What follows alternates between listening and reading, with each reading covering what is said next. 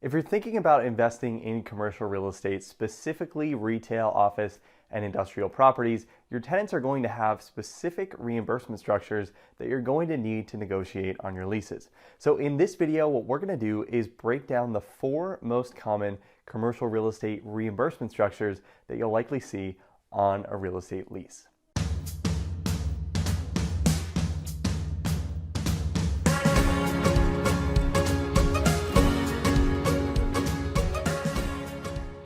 For first dibs on all new real estate financial modeling and career training advice, make sure to subscribe to the channel and hit that notification bell to be notified every time we release a new video. So if you've ever looked at investing in a commercial real estate property or you've looked at a commercial real estate lease, you've likely seen that these tenants oftentimes reimburse the landlord for a percentage of the operating expenses at the property. But how do you actually determine this? What are the reimbursement structures and how do you actually calculate this based on the structure that is in place? So by the end of this video, you'll know the 4 most common commercial real estate lease reimbursement structures and how to calculate those reimbursements for your next real estate deal. So what are the 4 main reimbursement structures in commercial real estate? So let's start with number 1, which is a triple net lease. And in the triple net lease, the tenant is really responsible for reimbursing the landlord for their pro rata share, or really the percentage of the leasable area that the tenant inhabits of the operating expenses at the property. Now this is very common in retail properties and also in industrial properties as well. So this gives the landlord the opportunity to pass on expenses like property taxes and insurance to their tenants with triple net leases.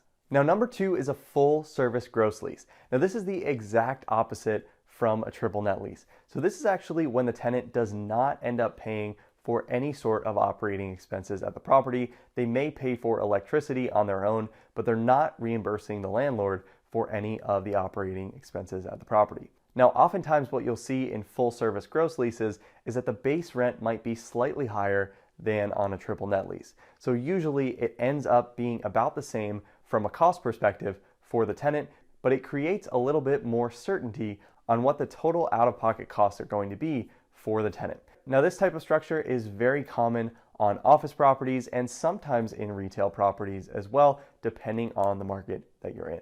Now number 3 is modified gross. So this is really a mix of the triple net and the full service gross lease, where the tenant is responsible for their pro rata share of some operating expenses at the property. So this may mean they're responsible for their pro rata share of property taxes or insurance, 1 or 2 or maybe 3 different expense line items, but not necessarily all operating expenses at the property. Now you might see this in all different product types, retail, office, industrial. This is really more of a hybrid reimbursement approach, so you can really see it anywhere in commercial real estate. And then finally, number 4 is the base year stop.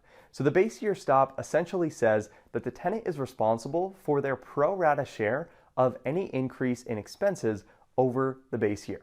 So say expenses in the base year were $100,000 and then in the following year expenses were $120,000. That overage is $20,000. So in this case, for the tenant on the base year stop reimbursement structure, they would be responsible for their pro rata share of that $20,000 in overage above that base year. So this is very common in office properties, and you also might see this in retail and industrial properties for specific line items like property taxes, where you might see big increases with reassessments based on the state and the country that you're in. So those are the 4 main reimbursement structures that you'll likely see on a commercial real estate investment deal. Now, if you're watching this video, you're probably either looking to break into commercial real estate or you're looking to beef up your skill set in real estate investing. And in my experience, helping over 10,000 students land better jobs in commercial real estate and break into the industry for the first time, the most important skill set that you need to have in order to break into the business is real estate financial modeling. So to help with that, what I've done is put together a 3-part real estate financial modeling crash course, and you can grab that for free in the link in the description below. So if you're looking to break into commercial real estate investing for the first time or advance your existing real estate career, that's going to be a great place for you to start. Now, if you like this video, make sure to let me know by hitting the like button so I can make more videos like this for you. Hit that subscribe button and make sure to share this with anyone else who might find this information helpful. Thanks so much for watching. I hope you found this helpful, and I hope to see you in another video.